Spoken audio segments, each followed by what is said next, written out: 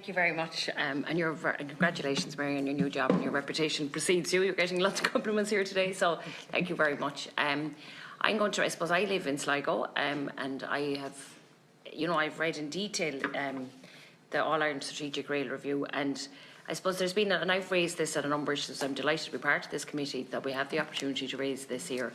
It is disappointing that the Claremorris to Collooney section of the Western Rail Corridor isn't included, and the reason I think it's disappointing is because there was a lot of ambiguity coming from both Irish Rail around whether the existing route was going to be retained in public ownership. That was always a given, but there was a lot of controversy and a lot of confusion around that it was going to be used as a greenway. I think as a result of this confusion in Sligo particularly, I think it caused a lot of upset within Sligo County Council. Different members, there was a lot of division around it, and it was great when I started here that we got clarity from Jim Mead to say that it was only going to be used for rail infrastructure. So in light of that, I would think that because we were on the back foot straight away, because we didn't have that time to lobby, kind of, I suppose, as politicians, to have that included in the All-Ireland Strategic Rail Review, and huge credit has to be given, I suppose, to Dr. John Brandley, and it's sad he's passed away, around West on Track, and I think because we were overlooked, because there was so much confusion around this, could we look to have an addendum that this section of the railway will be included? It's only 75 kilometres. And I think if the works are going ahead, like, there is still no full commitment to it, and I know Minister Canny is very keen, as a West of Ireland man himself, he's very keen to see it moving, and it's wonderful that it's moving. We can see, and actually, Barry, you said there, capacity brings opportunity, but it's very hard to have capacity if you don't have the opportunity in the first place. So I would hope that this couldn't be re-looked at, because we know if you build it, people will use it, and that's been proven along the different sections of this line. I mean, Nathan Rye, for example. We talked also, Mary, about that part of I suppose, some of the premise behind the All-Ireland Rail Review is that there's going to be airports connected to ports.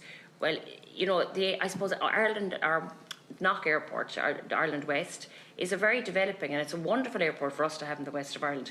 But that could be connected to Sligo Port. We have a port in Sligo, for freight, and that could be connected. So that's another reason, I suppose, to have this maybe included. But then I thought, in terms of the catering cart, like, I've raised this so many issues, and I've 1,000 signatures at the petition of this, and and you said in your opening address that you were looking at creative solutions, and I'd love to hear more about that. But also, could we be fit, because the line is very long, and this kind of feeds into my next question about the Sligo-Dublin train, that, like, I use it weekly. I come up every Tuesday and go on, and I love the train. It's a fantastic service, and it's so comfortable and it's wonderful.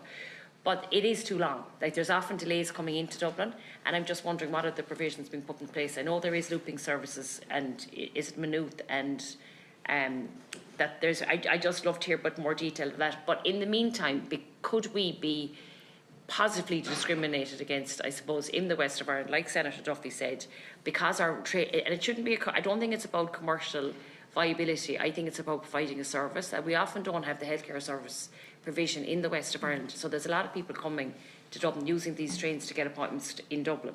And could we, I know the Dublin, and I'm a Cork woman, so I know the Dublin-Cork railway, like the train that has returned there, but take aside the commercial aspect of it, as a basic provision for, in terms of balanced development, balanced regional development, could that be fit? Could we be the first to get it returned on, basically, on the west of the Sligo-Dublin train and the Mayo trains? That's my second question. And then I suppose, Barry, I also heard you on the radio last week talking about, about that all the commuter services shouldn't be based around Dublin. We've a really good opportunity. I've sent this in. I've spoken. There was a study done with ATU in Sligo about having an early morning commuter train from, and I've spoken to Irish Rail before about this. And we've met Irish Rail actually, and it was fantastic, the feedback. But first the response said it mightn't be until 2027. Like, we were thinking, this is a really good option to have to relieve the student accommodation crisis in our ever-growing ATU, to have a commuter, service. And there was a simulation done by the engineering department. So the work is actually, I suppose the feasibility study has been done, and if that could be maybe fast-tracked. So, and then the third thing is, my final thing is about refurbishment to the McDiarmid station in Sligo. At the moment, it's like a skeleton structure. There's no roof on it. We've explored different heritage grants and looking at ways that could be possibly used. But I suppose we know, like Senator Duffy said, the weather in the west of Ireland doesn't lend itself to be standing out in the rain. So that, you come into McDermott Station, it's a wonderful old building, but it's like a skeleton. There's no roof on it at all. So the old iron structure's there, but nothing on top of it. So thank you. Okay. A minute and a half left answer, that's right. Okay, so I'll be very brief, Senator Cosgrove. Thank you for those questions. And as somebody myself from the west of Ireland, I totally empathise and understand the importance of rail, really, from a balanced regional development perspective. I suppose the first thing about the extension out to Kaluli is that the line is being preserved for future railway use. So that's really important. Yeah. And that means if we're able to have a review of the strategic, because the plan is a framework. And if we can accelerate some projects or bring projects forward, then we would be very open to that. It's all subject to funding and it's subject to the business case, but the initial soundings around the Western Rail Corridor are very positive. So you would hope that momentum would continue for the further spur out. I hear very clearly what you're saying on catering, and obviously if we are able to reintroduce catering, we would be prioritising those longer journey times. We heard from Deputy Daly earlier on this morning about the Kerry line. It's those longer journey times. We totally appreciate the requirement for catering on those services. The refurbishment of Sligo Station, I've been there, I've seen the roof that you're talking about. There isn't, again, it goes back to funding, but it's certainly on our radar, and I know the staff there have been raising it with the infrastructure department. So we certainly will look at that subject to funding.